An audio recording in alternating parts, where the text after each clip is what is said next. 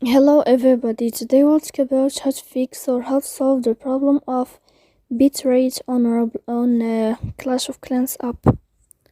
To know how to fix or how to solve bitrate on Clash of Clans app, you should just go to settings. After that, you can go to apps, default apps, app settings. Here you can click on Clash of Clans and you will enter. Then you can go to force stop and you can click OK. Here we'll enter to the window of storage. Then you can click clear cache. Don't click clear data because that can cause you errors in your app. In the end, you can turn on your airplane mode and you can turn off your airplane mode again.